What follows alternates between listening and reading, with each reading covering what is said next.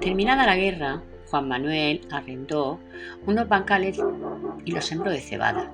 Ese año llovió mucho y hubo una buena cosecha, y Paco y su padre iban en la tartana todos los días de sol a sol a segar. Un verano, los abuelos compraron un trillo modernísimo para trillar los cereales, y estando trabajando en la era, le pasó por encima de un pie a un primo de Paco. Era hijo de la madrina Josefa, hermana de Juan Manuel, y tenía 14 o 15 años.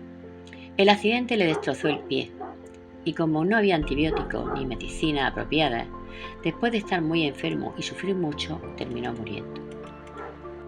Como se ve en la foto, el trillo es eso que va arrastrado por el suelo por las mulas, y en una lleva una silla encima, y ahí va sentado Paquico, nuestro padre, para hacer peso. Y con eso se desgranaba, se trillaba en la era. Al fondo se ve las montañas de paja que luego se le daría de comer al ganado. La abuela Antonia preparaba la capaza.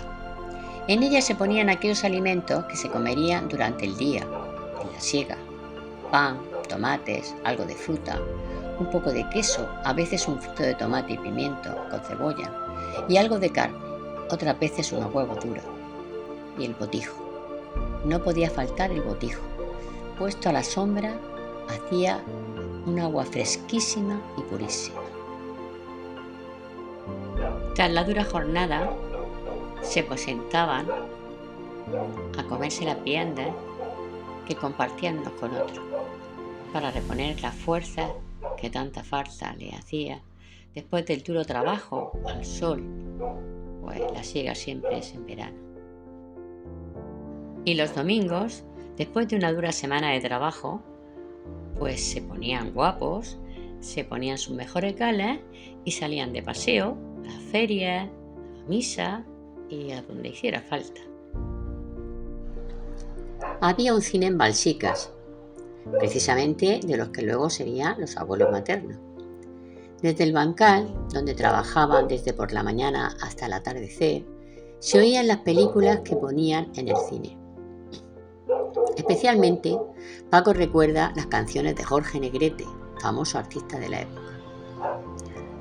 Paco quiso aprender a tocar el laúd, y para ello iba por las noches a los Jerónimos a aprender de un maestro de música. Se llamaba Pepe el Pinilla y tocaba también el violín. Entre todos los que aprendieron a tocar un instrumento, formaron una pequeña orquesta para tocar en la iglesia en las fiestas importantes, sobre todo en Navidad. La orquesta la formaba un violín, 2 laúdes, una mandolina, una guitarra, una pandereta, botellas de anís del mono y zambombas para hacer ruido, acompañando con sus bellos cantos las mujeres. Qué hermosura escuchar el aguilando en Navidad en la recién restaurada iglesia de Avilés.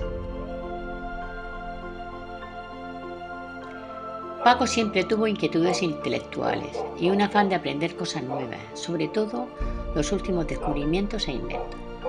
Cuando la luz eléctrica llegó a Murcia, lo más cerca que llegó fue al pueblo de Torrepacheco, a unos 14 kilómetros de Avilés. Paco se las ingenió para trabajar en un taller de motos y bicicletas para poder practicar y experimentar con la luz. Hacía todos los días 14 kilómetros de ida y otros tantos de vuelta. Llegaba a casa muy cansado, pero merecía la pena. Se entusiasmaba con los adelantos de la ciencia. Quiso aprender más e hizo un curso por correspondencia de electrónica que realizaba el Instituto Técnico Práctico de Radio de Barcelona. Qué ilusión recibir por correo los libros y los materiales que le permitirían hacer su primer aparato de radio. Con qué entusiasmo estudiaba esos libros e iba aprendiendo a colocar y soldar una a una cada pieza hasta hacerla funcionar. Qué prodigio cuando por fin consiguió captar una emisora y todos pudieron oírlo.